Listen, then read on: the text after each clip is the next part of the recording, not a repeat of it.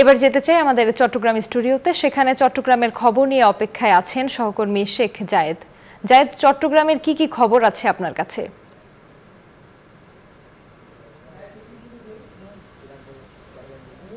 ধন্যবাদ রুবা আপনাকে। চট্টগ্রামে ছাত্র জনতার গণ অভ্যুত্থানের পর চট্টগ্রাম শহরের আইন শৃঙ্খলা পরিস্থিতি নিয়ন্ত্রণে কাজ করছে ছাত্ররা, একই সঙ্গে পরিচ্ছন্নতার কাজও তারা করছেন।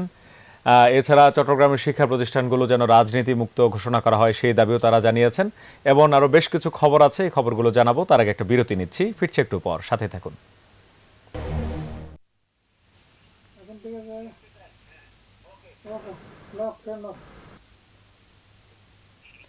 বিরতির পর আবারও স্বাগত। আপনারা দেখছেন চট্টগ্রামের সংবাদ।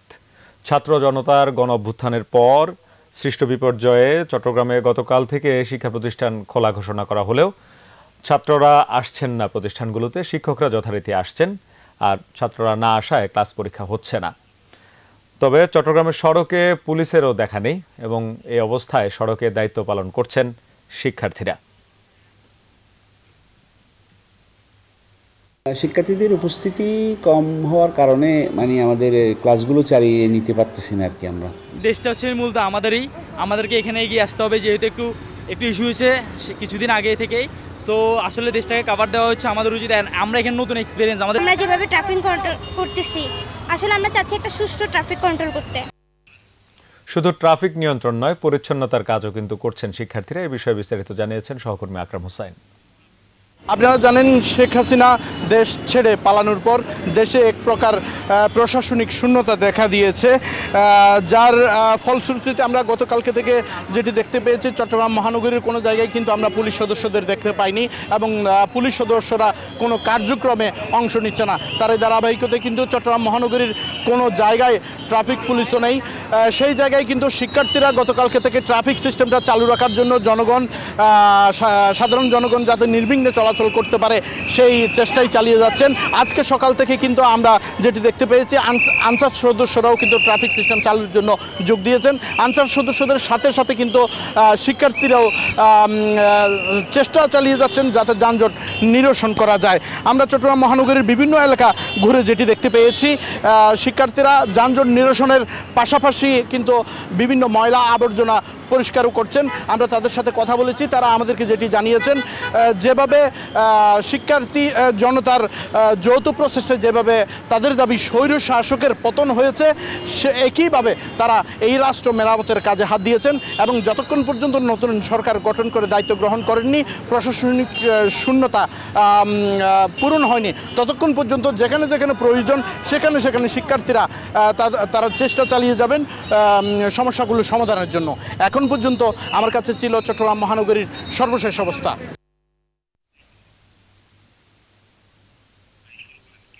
ঐক্যবদ্ধভাবে দেশ গড়ার কাজে মনোযোগী হওয়ার আহ্বান জানিয়েছেন বৈষম্য বিরোধী ছাত্র আন্দোলনের নেতারা। চট্টগ্রামের নিউ মার্কেট এলাকায় আয়োজিত এক সমাবেশে এ আহ্বান জানান তারা। এ সময় সমন্বয়কদের ফুলের মালা দিয়ে বরণ করে নেন শিক্ষার্থীরা। সমন্বয়ক মোহাম্মদ রাসেল আহমেদ, রেদওয়ান সিদ্দিকী সহ বিভিন্ন শিক্ষা প্রতিষ্ঠানের সমন্বয়করা এতে উপস্থিত ছিলেন। এ সময় তারা জানান, দুঃশাসন থেকে দেশ মুক্ত হয়েছে, এখন লড়াই দেশ গড়ার। তাই ভবিষ্যতে দ্বিতীয় কোনো দুঃশাসন যেন জাতির উপর চেপে না বসে, সেজন্য সবাইকে সজাগ থাকার আহ্বান জানান সমন্বয়করা।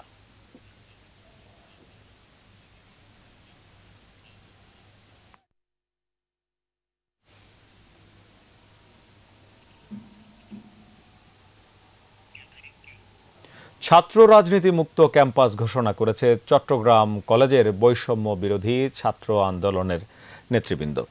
সকালে আনন্দ মিছিল করে তারা, এরপর মিছিল নিয়ে কলেজের একাডেমিক ভবনের সামনে সমাবেশও করেন তারা।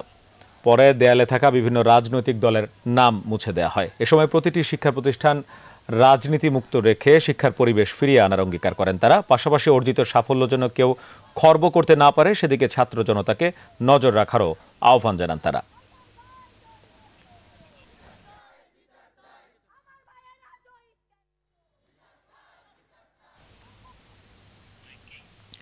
দীর্ঘ ৯ বছর ধরে বন্ধ থাকা চট্টগ্রাম কলেজের ছাত্রাবাসগুলো খুলে দেওয়ার দাবি জানিয়েছেন শিক্ষার্থীরা।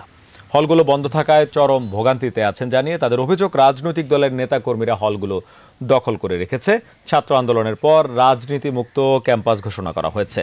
এখন দূর দূরান্ত থেকে পড়তে আসা দরিদ্র মধ্যবিত্ত পরিবারের সন্তানদের সুবিধার্থে দ্রুত ছাত্রাবাস খুলে দিতে হবে।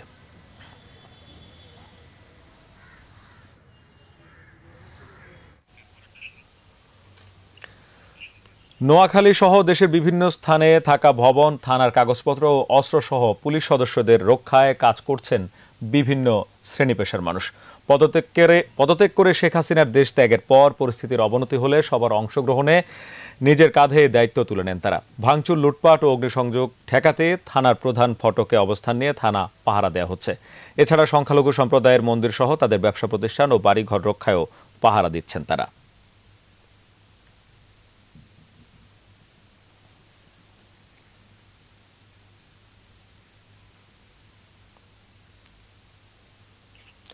কুমিল্লার সনাতন ধর্মাবলম্বীদের রক্ষায় তাদের পাশে দাঁড়িয়েছে কুমিল্লা জেলা দক্ষিণ বিএনপি।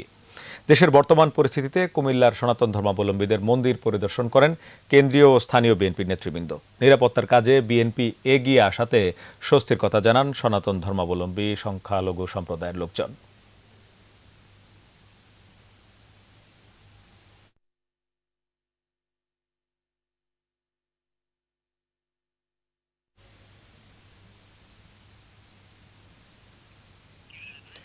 বৈষম্য বিরোধী ছাত্র আন্দোলনে চট্টগ্রাম সহ দেশের বিভিন্ন স্থানে আহতদের পাশে দাঁড়িয়েছে বাংলাদেশ ওয়েলফেয়ার সোসাইটি সহ বিভিন্ন স্বেচ্ছাসেবী সংগঠন। সকালে চট্টগ্রামে বিভিন্ন সরকারি বেসরকারি হাসপাতালে চিকিৎসাধীন রোগীদের খোঁজখবর নেন সংগঠনের নেতৃবৃন্দ। এ সময় কয়েকজন অসচ্ছল রোগীর সুচিকিৎসার জন্য আর্থিক সহযোগিতাও করেন তারা।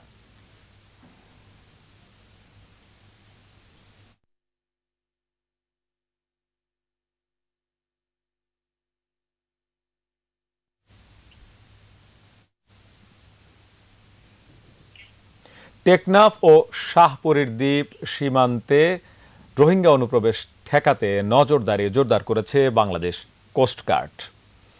দুপুরে কোস্টগার্ড সদর দপ্তরের মিডিয়া কর্মকর্তা লেফটেন্যান্ট কমান্ডার সাব্বির আলম সুজন এই তথ্য জানান। বলা হয়, মিয়ানমারের সংঘাত চলছে। বাংলাদেশের চলমান পরিস্থিতির সুযোগ নিয়ে নাফ নদী ও সেন্ট মার্টিন এলাকায় অবৈধ অনুপ্রবেশ প্রতিরোধে টেকনাফ, শাহপরীর দ্বীপ, বাহারছড়া, সেন্ট মার্টিন ও উপকূলীয় অঞ্চলে টহল জোরদার করা হয়েছে। অতিরিক্ত জনবল ও সরঞ্জাম মোতায়েন করে সার্বক্ষণিক পর্যবেক্ষণ করা হচ্ছে।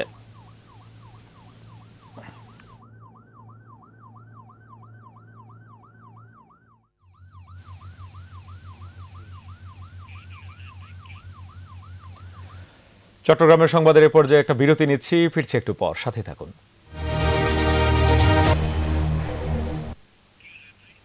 বিরতির পর আবারও স্বাগত। আপনারা দেখছেন চট্টগ্রামের সংবাদ।